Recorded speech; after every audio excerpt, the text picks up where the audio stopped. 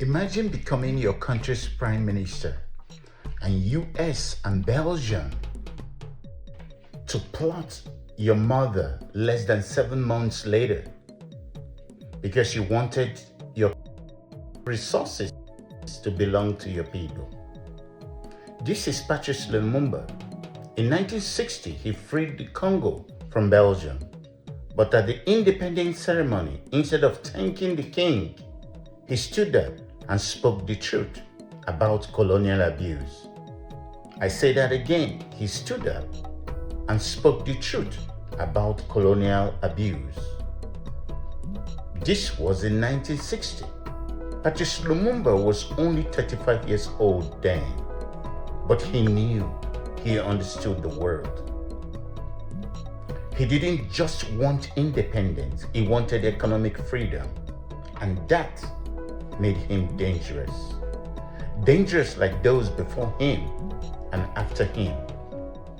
Leaders like Muammar Gaddafi, Ibrahim Traore, Assimi Goïta, Abdurrahmani Tiani, Amilcar Cabral, Thomas Sankara, Sylvanus Olympio, and Samora Machel. So many more the West has sabotaged in Africa. The West wanted their cobalt and copper then as they desperately want them now. The CIA, yes, the United States CIA called him a threat and planned his assassination.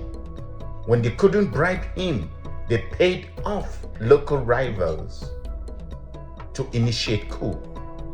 Within months, he was stripped of power, captured, and handed over to his worst enemies.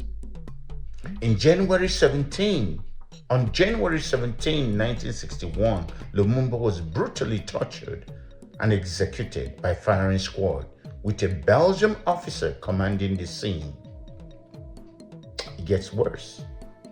To erase any trace of him, his killers dug up his body, cut him into pieces, and dissolved it in vats of acid. Yes, acid. How cruel. Civilized people indeed. The only thing left, a single tooth, kept by a Belgian officer as a souvenir. Well, 60 years later, after massive global pressure, that tooth was finally returned to his family. Lumumba was only 35. They tried to turn him into a myth, but they made him a martyr for sovereignty. Why do you think history books skip his story? Drop your comment if you believe African history should be told by Africans. Up till today, Congo has not known peace. The West has kept a chokehold of Congo, all because of its natural resources. Look at what the US is doing while the world looks like other foreign countries as they fund terrorists in Mali, in Burkina Faso, in Niger, all to destabilize mineral-rich African countries to their selfish benefits. Since the announcement of the discovery of oil in large quantities in Senegal, the newly appointed French Prime Minister already predicted an increase in insurgency in Senegal by Islamic terrorists. Listen to that. Please connect the dots. How was he able to predict the danger ahead in Senegal if France knew nothing about the insurgents?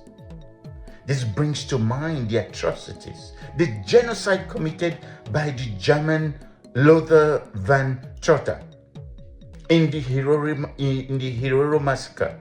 Till today, no restitution has been paid to Namibia. But the world made Germany pay for Hitler's atrocities in World War II. The same thing, or even a worse atrocity, happened under King Leopold II of Belgium in Congo. Yes, the same Congo. It was between 1885 to 1908. Nothing. Repeat, nothing. No accountability. No national restitution.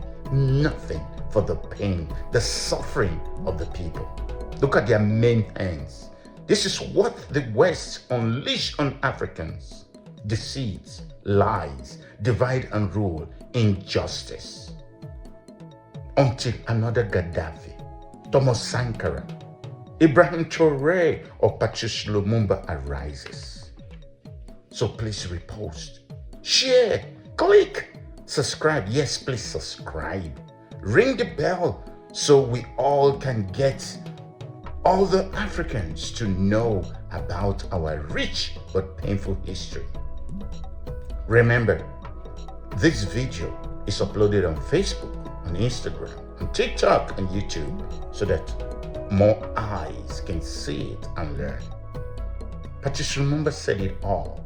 He did it all, and we are grateful. Because of you, we hold our head high. Thank you, sir. Merci beaucoup. Emeka is my name.